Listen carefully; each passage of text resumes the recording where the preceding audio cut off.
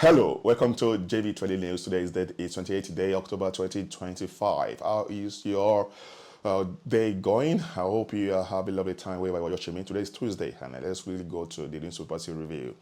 The first one is CCB probes ministers' perm, sex, and others asset forms, uncovers discrepancies. Now, this is 2 years plus of Tinubu's administration, and now these people who are just in charge of those scrutinizing the minister, the appointees, even the whole thing, the whole asset declaration, they're telling us stories that there are a lot of discrepancies. You wonder the reason that the East Nigeria, the country is not moving forward. We have a government who has not done the homework before begin to work. Now, looking at this, how many years now? 2 years. And they're saying they are uncovering discrepancies. That means they ought to be going to jail by now. You should be having those people, spending their lifetime in jail. Even though they spend their lifetime, they should be sacked. And another people that have been, confirmed, and they have known their asset, and they are congruent, meaning that they are the same. They claim they have two, and it's two. They claim they have four, it is four. They claim they have this and that. But what we see here in the government of APC is the kind of unruly behavior from the government. Unthinkable, because it does not add up for a government that claims to be its own tongue. Its own tongue to loot or what? We don't understand why this thing is happening. Talking about all the discrepancies. Next one, 2 dead, 20 rescued in Lagos building collapse, says NEMA. Now, yesterday I brought this report to you, and if you watched yesterday's episode, it was 15 numbers, but now the numbers went up to 20, meaning that out of this is now 20. 2 out of the whole, people rescued, 2 lost their lives. They could not make it, and it's so sad. And I don't need to repeat much about it because the Chris also talk about the same thing, that the government needs to ensure that the buildings and the standards of the materials and others, the engineers, not quack and unsatisfied engineers working in Lagos or in every part of the country. That they should ensure that the materials that are bringing into the country importing should be high standard. But all those things is just news alone. That's all. We still forget about it until probably another one happens, which is normal thing in the nature. But it's a need for us to minimize and cut down to drastically reduce the numbers of occurrences. Next one is terrorism. Judge begs Kanu in God's name to consult lawyers.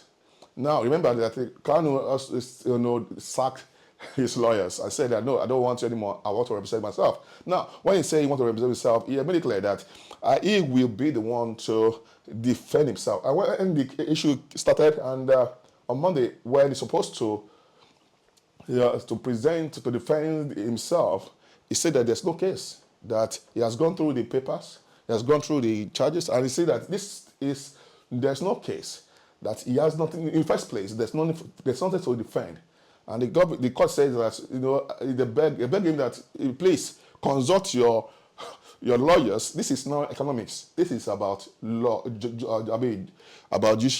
Just about court, and this is about justice, and it's more about law. So you need lawyers, those who will be able to advise you. But it still stood on its ground.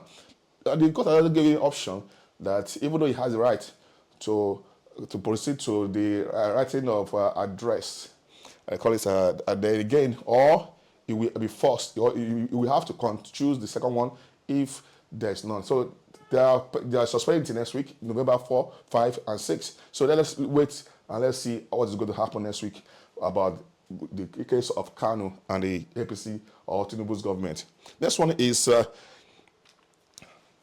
NELFUND disposes 116 billion naira in student loans to over 624,000 beneficiaries out of 929 300,000 note that we applied for the loan. So it's only 300,000 did not get it.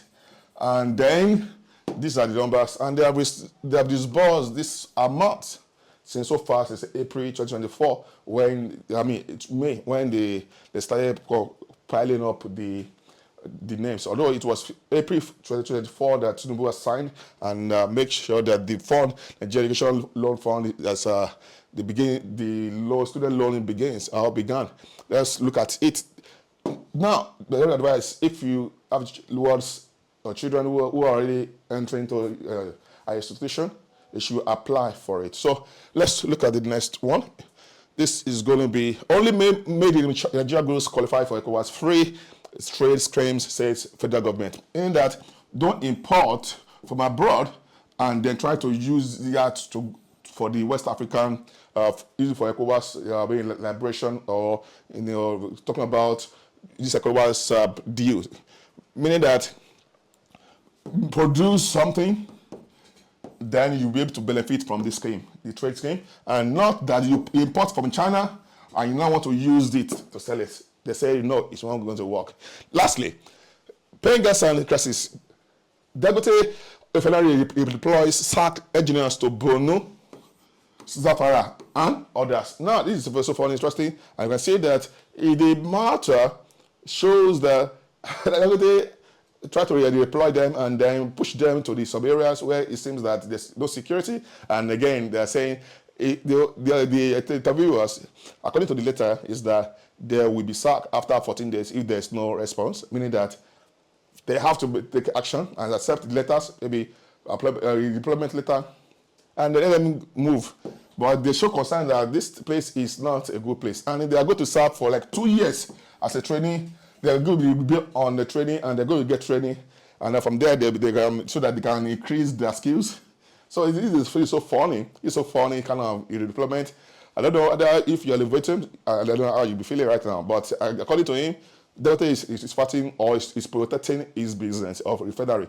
He used a lot of money, $19 billion he used to build that refinery, and he didn't want to, doesn't have any plan to sabotage, destroy it, because it seems that he so put much time in it. And again, remember, he removed himself from other groups, and focus more on, it becomes the main, focus more on the refinery, because that's what will be bringing more money into his pocket and so into his other politicians who are invested in the business. So let's see how it's going to be now. This is how I can go. See you by God's grace tomorrow. My name is Johnson Salabi.